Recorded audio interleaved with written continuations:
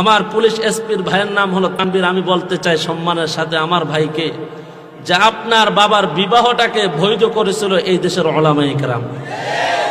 আপনার বাবা আর মায়ের বিবাহ যদি উলামায়ে কেরাম না করতো, তাহলে আপনি একটা জারক সন্তান হিসেবে জন্মগ্রহণ করতেন। জোরে আওয়াজ করবেন, ঠিক কিনা জোরে বলেন।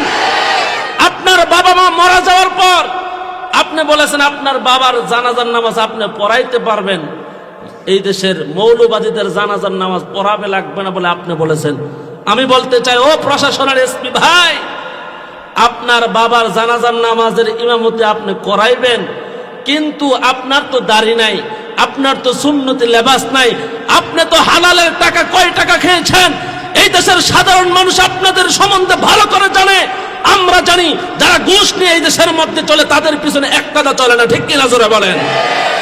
আপনি আপনার বাবার জানাজার নামাজ ইমামতি করতে পারেন, কিন্তু এই দেশের সাধারণ ইমানদার মুসলমান আপনার পিছনে একতাদা করবে না, ঠিক কিনা জোরে বলেন। যদিও একতাদা করে জানাজা হয়, আপনি আপনার বাবারটা বললেন, কিন্তু আপনি মরে যাওয়ার পর আপনার জানাজার নামাজের কোনো ইমামত লাগবে কিনা, ইমামের প্রয়োজন লাগবে কিনা জোরে বলেন। অতএব মুসলমান, আলেমদের সাথে তোমরা টাক্কর দিও না, আলেমদের সাথে প্রতিযোগিতা কইরো না।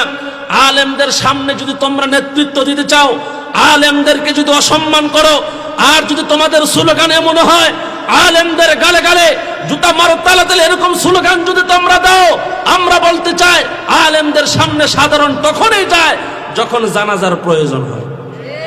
জোরে আওয়াজ করে বলেন, ঠিক কিনা জোরে বলেন। সুতরাং আলেমদের সামনে তোমরা আঙ্গুল উঁচু করে কথা বলবা না।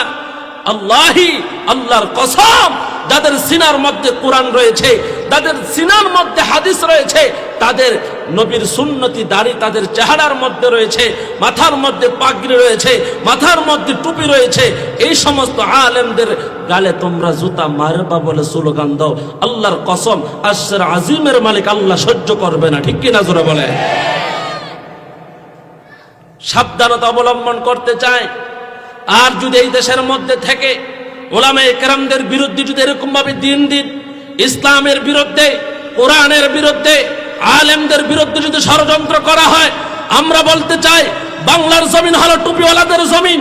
আমরা সুতার টুপি পরে তাহাজ্জুদে সাজদা করে আসমানের মালিক আল্লাহকে, ফজরে সাজদা করি, মাথায় পাগড়ি বেঁধে সাজদা করি।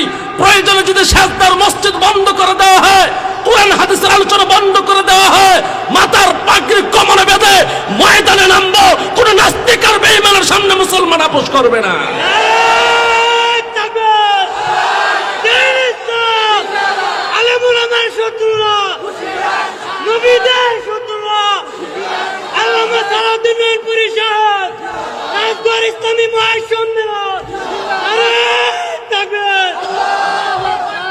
ভাইয়েরা আমার, আমরা দেশকে ভালোবাসি, দেশের আইনের প্রতি আমাদের শ্রদ্ধা আছে, কিন্তু আলেমদেরকে এরকম প্রকাশ্যে গালাগালি করলে এই দেশের টুপিওয়ালারা সহ্য করে নেবে না, ঠিক কিনা জোরে বলেন।